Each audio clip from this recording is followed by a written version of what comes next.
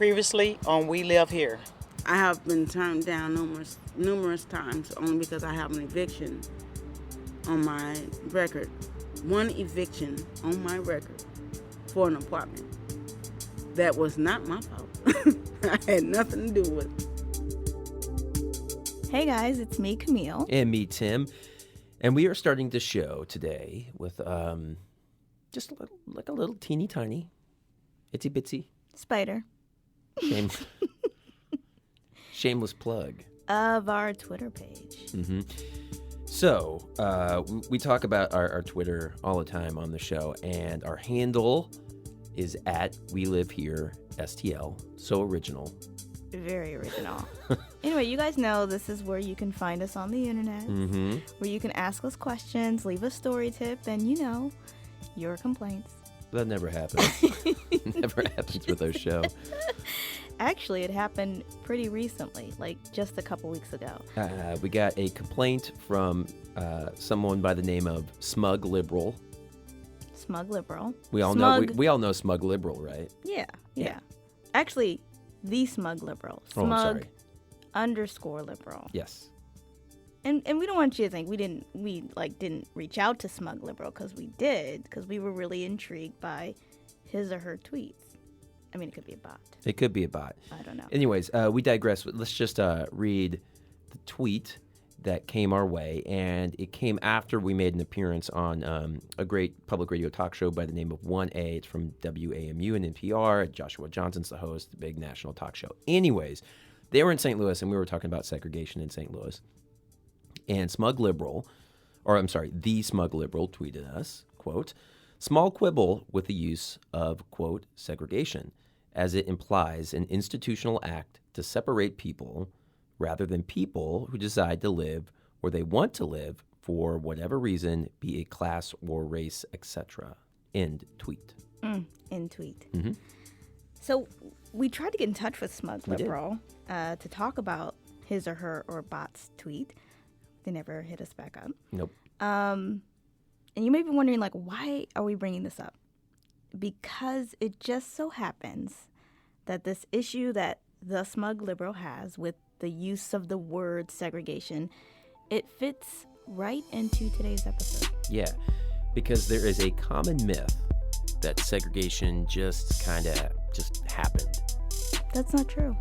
The racial segregation that we see everywhere in this country is the product of very explicit design by the federal, state, and local governments intended to segregate the nation by race. This is Richard Rothstein, and some of you housing geeks out there, you definitely know his name. Yeah, because he published last year what many believe is the definitive history of America's segregated housing policy. His book is called Color of Law, and yes, we recommend it. It's been getting lots of great reviews, and it is a really good book. And everyone we talk to, because we're out there doing shows about housing right now, and everyone is like, "Have you guys talked to Richard Rothstein? Have you read his book?" Yes, and we're like, yeah. Yes, we have. I mean, it's kind of a no-brainer. Mm-hmm. Because for the last several months, Rothstein's been trying to break people out of this kind of collective national amnesia about the government's role in segregation. These were policies that were written. They were out in the open, not hidden in any way, practiced throughout the 20th century. And their effects were so powerful that they determine the racial landscape of today.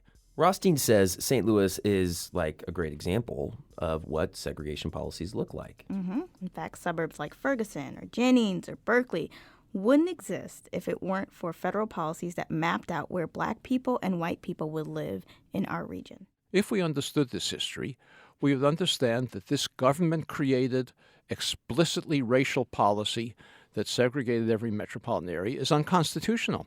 And because it's unconstitutional, we're required to remedy it in the same way that we were required to remedy other forms of government-sponsored segregation, whether in schools or on buses or restaurants or any of the other institutions that were segregated until the mid-20th century.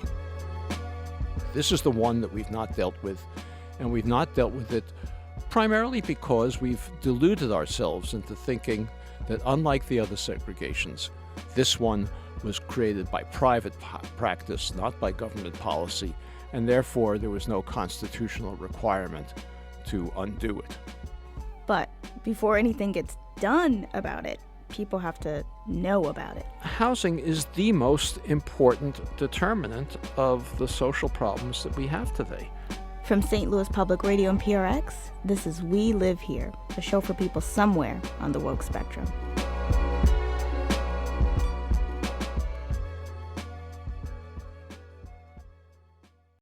Before we get into the meat of this episode, if you will, we should just say again that you should really go out and read Color of Law. It is a great book. And really, I would argue it should be just part of curriculum in this country moving forward in schools across the country. But it's not. So go read it and share it with your friends. Yeah, we're not just saying this because we're like public radio nerds. We are, like, which we are. We're excited about like interviewing this author. It's a really good read. It's a really important read. And we were really excited when he agreed to give us some solo time. So this episode, though, we should note, is going to sound a bit different because Tim and I are going to pop in and out from time to time. But Rothstein is really going to steal the show. And if you're one of those people who's like, I don't have time to read, I don't have time to buy a book or borrow a book, listen to this episode, and this gives you a pretty good foundation. You can kind of think of it as Cliff Notes. It was not unusual for neighborhoods in metropolitan areas to be integrated in the mid-20th century simply because workers had to be able to walk to work, and if there was a downtown area where a lot of factories and other workplaces were located, both African American and white workers had to live in roughly the same neighborhoods. I'm not saying that every other house was of a different race, but in roughly broadly integrated neighborhoods. The city of St. Louis demolished housing in that neighborhood and built a separate public housing project for white families only. Then it switched it and turned it into a project for black families only and created another white-only project farther south of the downtown area. And then the Federal Housing Administration subsidized the development of suburbs all over the country for white families only. Probably the best-known one of these is Levittown, east of New York City, but this was done in hundreds of places, including St. Louis, around the country. The Federal Housing Administration financed these developers to build giant subdivisions, sometimes as many as 17,000 homes, as in the case of Levittown. The condition of financing them, of guaranteeing the bank loans that the builder Levitt used to build that development, was that he sell no homes to African Americans. This was written out in the Federal Housing Administration's underwriting manual, so it was a public document given to real estate appraisers everywhere in the country. It specified that no such development could be approved if it had incompatible racial elements, or if it ran the danger of infiltration by incompatible racial elements because it was too close to an African American neighborhood. I'm sure your listeners in St. Louis remember or have heard about the Pruitt-Igoe Towers in St. Louis. Of course, when they were built, they weren't the Pruitt-Igoe Towers. They were two separate projects. The Pruitt project was for African Americans. The White project, Igoe, was for whites only. And these were separately segregated, explicitly segregated projects, nothing hidden about it. Soon after they were built, these projects, a development occurred which was similar to what happened everywhere in the country. And that is, there were large numbers of vacancies in Igoe, the White project, long waiting lists for Pruitt, the Black project. After a while, the situation became so untenable that the government had to open up the Igoe project to African Americans. At about the same time, as African Americans filled both the Pruitt and the Igoe projects, industry left the cities. They moved out to suburban areas. They no longer needed to be near railroad terminals or near deep water ports. And so they moved out to rural areas where they could get more space. There were fewer and fewer jobs available for the African Americans who were living in these now all African American projects.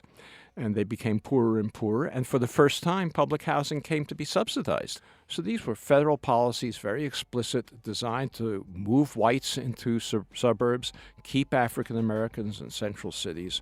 And they created what analysts came to call a federally created white noose around African American neighborhoods in every metropolitan area of the country.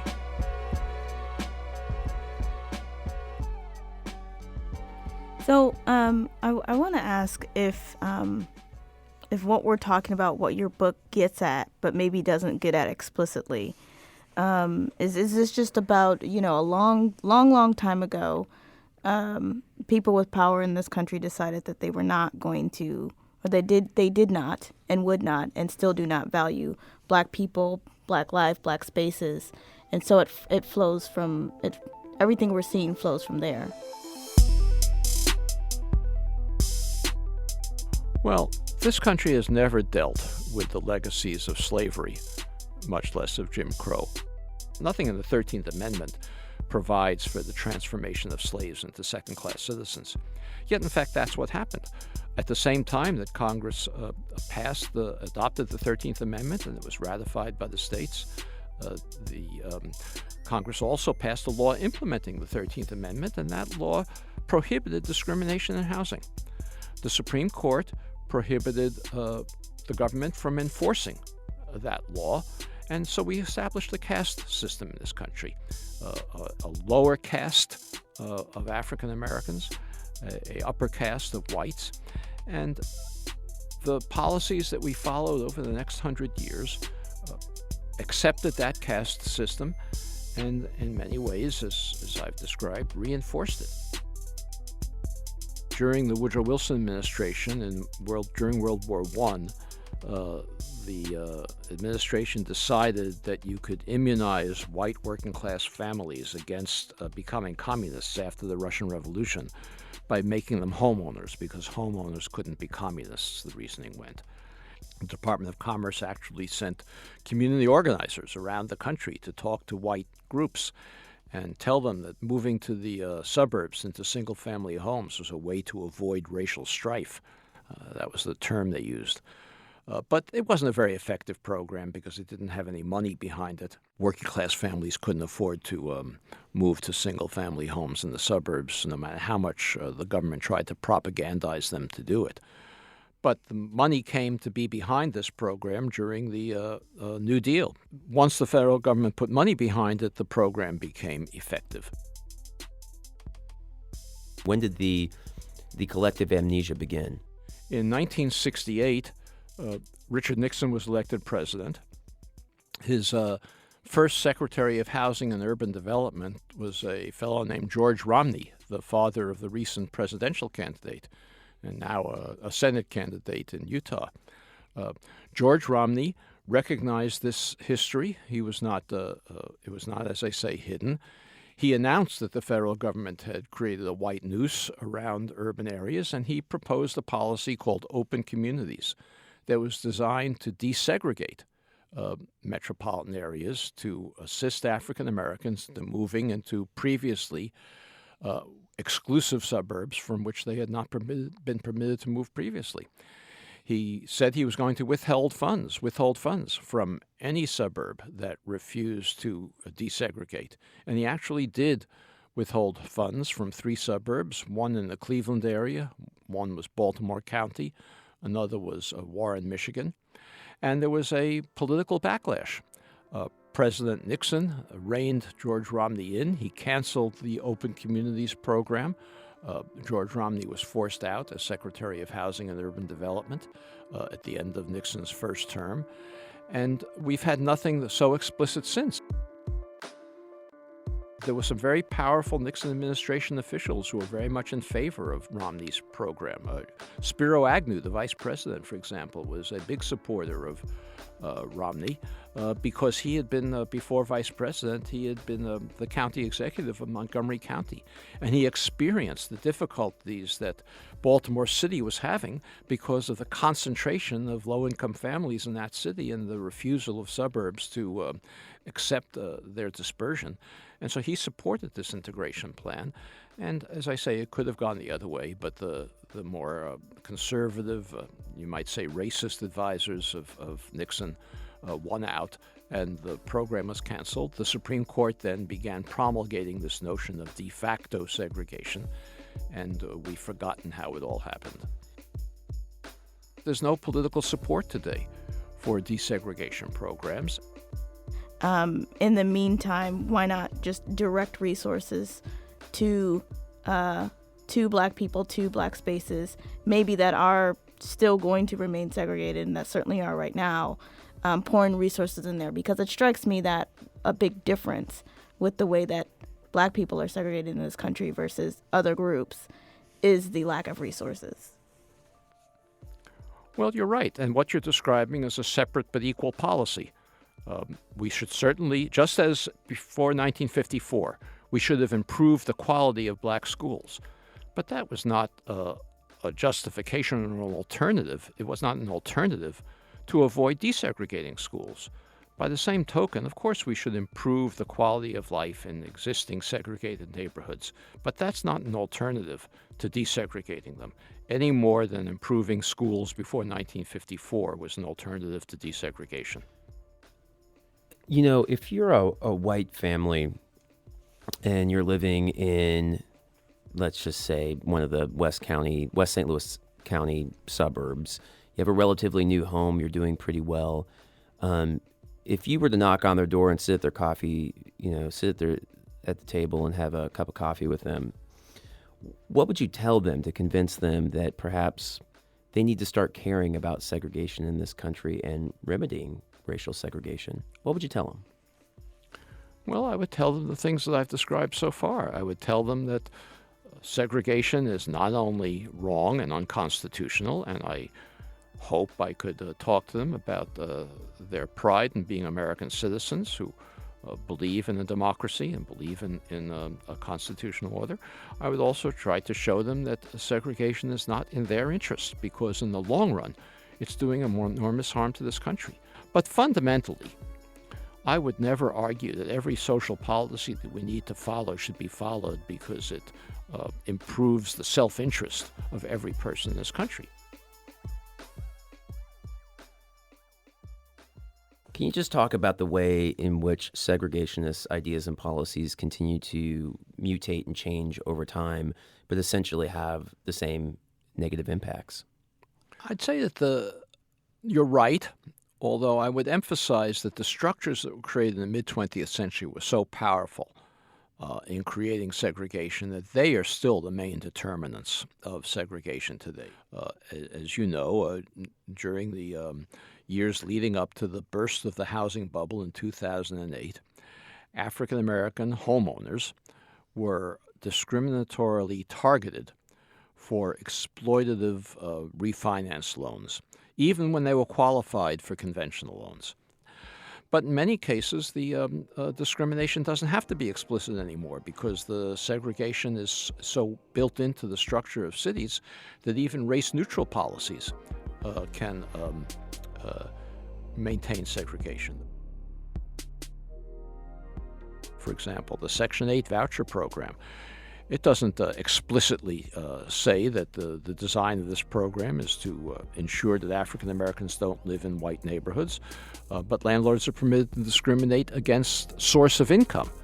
They don't say they're discriminating because of race. They say they're discriminating because they don't want to accept families with a subsidy of any race. Of course, most of those families with subsidies are low-income minority families. These policies build on a system of segregation that was created with explicit racial motivation, but they no longer need explicit racial motivation to reinforce the segregation that we created. So if housing segregation didn't happen by accident, then it stands to reason that we're not going to fix it by accident either. Coming up, Rothstein has some ideas for solutions.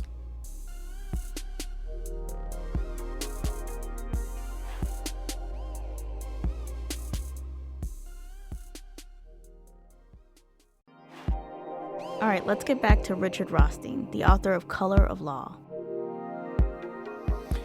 You know, when I read this book, I kept the sort of the metaphor running through the back of my mind was that of toxic waste, that there was this poison that was sort of through policies spilled all over this country and segregated people out.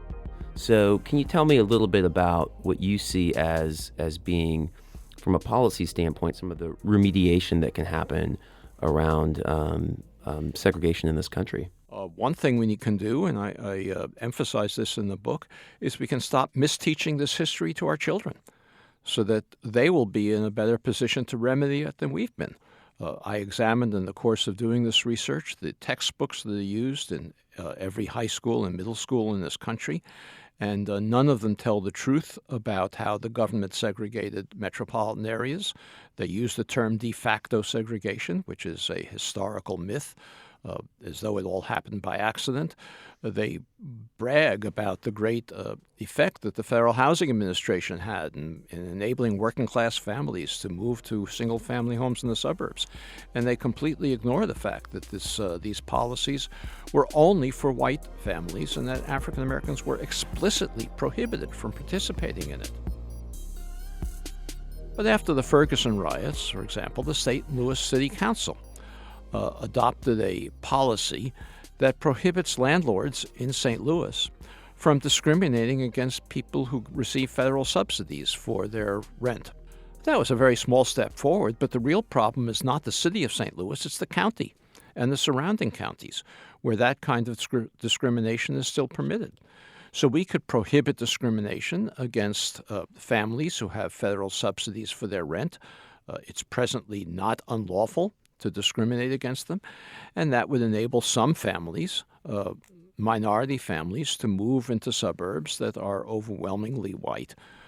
But it would have limited effect because most suburbs have zoning rules that prohibit the construction of apartments or townhouses or even single-family homes on small lot sizes that could accommodate more minority families. So those zoning rules also need to be modified. We have a federal program, a tax credit program for developers of low-income housing. Like the Section 8 housing voucher program, it reinforces segregation because developers of low-income housing tax credit buildings only put them in segregated neighborhoods. There are very few that are placed in middle-class neighborhoods. And the state of Missouri and other states could adopt rules that require those developments to be placed elsewhere, placed not in ways that reinforce segregation, but in ways that diminish segregation. In the 20th century, when the federal government created suburbs for white working-class families with single-family homes that were from which African Americans were excluded, those homes were very inexpensive. They sold for $8,000, $9,000 at the time. In today's money, that's about $100,000. Today, those homes in those working-class suburbs that the Federal Housing Administration created for whites only, those homes sell for, depending on the area of the country, $300,000, $400,000, $500,000. The white families who were able to buy those homes, and these were working-class families. My uncle bought one of those homes in Levittown, an FHA. He was a returning war veteran, an FHA home. He stocked the vegetables in a supermarket. These were not middle-class homes. Those homes now sell, as I say, for $500,000 or thereabouts. The white families, working-class families who bought those homes, gained over the next few generations $200,000, $300,000, $400,000, $500,000 in equity, in wealth from the appreciation and the value of their homes. African Americans who were prohibited from buying those homes and had to rent apartments either in public housing or in the private market in urban areas gained none of that wealth. The result is that today, nationwide, on average, African American incomes are about 60% of white incomes, but African American wealth is about 10% of white wealth. And that enormous disparity is entirely attributable to the unconstitutional federal housing policy that was practiced in the mid-20th century and that we're obligated to remedy. The white families who gained that wealth used it to send their children to college. They used it to weather medical emergencies or bouts of unemployment, and they bequeathed it to their children to buy their own homes. So how do we remedy this? Well, one way we could remedy it is if the federal government, recognizing its constitutional obligation to undo the effect of segregation that it created, if the federal government bought up homes in some of these suburbs, in all of these suburbs, a few homes in all of them, for the current market rate of $300,000, $400,000, $500,000, whatever they're selling for, and sell them to qualified minority buyers for $100,000, the price that they would have paid had they been permitted to do so. And that would enable them to have the equity that comparable white families have in the homes from which blacks were excluded. But you really don't think that's going to happen? Well, no, I do think it's going to happen. I just don't think it's going to happen in the short run. I'm hopeful that a new civil rights movement will develop and the country will recognize that we need to address the legacies of slavery and of Jim Crow that I've described, and we will address it. What makes you think that white people who are in power are going to take this on? Well, you could have said the same thing about in 1950 about school segregation, or about segregation in employment, or about segregation in restaurants, or in buses, or in interstate transportation, or in any of the other areas that we abolished segregation, where we abolished segregation. You could have made the same argument then. In fact, the power structure of the country then was even more white than it is now. So I don't accept the idea that just because the leaders of this country don't accept this obligation now, that they never will. Integration is an attempt to undo social engineering. It's not an initial social engineering. It's an attempt to undo the social engineering of all the policies that I described, where the segregation of the country was engineered by the federal government in a way that it never otherwise would have developed. So generally, this country is extremely polarized around these issues. We have, on the one hand, the rise of some white supremacist groups and neo-Nazi groups. We have a president of the United States who empowers and blesses those groups. That's frightening. But on the other hand, we also have the beginnings of a new civil rights movement. We have the Black Lives Matter movement. We have, as I say, the movement to address the commemoration of slavery and in statues across the South. So I'm hopeful that this new civil rights movement will prevail over the rise of the white supremacy movement that's being promoted by the president. And we'll see, but I'm hopeful. When should I put it on my calendar? Like your lifetime, my lifetime, my kid's lifetime, if I have kids. It's a joke, but yeah. Well, that's up to you and your listeners. That's up to you and your listeners as to how aggressively they decide to address this issue. It's up to all of us how soon it can happen. There's one way in and one way out. Next time on We Live Here, You notice none of those sidewalks connect. So not only can you not get out on these pedestrian paths to Delmont, but you can't even go to that other neighborhood on the other side, which is also middle class and upper middle class. It's also a protected enclave. We Live Here is produced by me, Camille Stanley. And me, Tim Lloyd. Alana Sistrunk is our associate producer. And Robert Peterson, the program director at St. Louis Public Radio. He's our boss. All right. And from St. Louis Public Radio and PRX, this is We Live Here.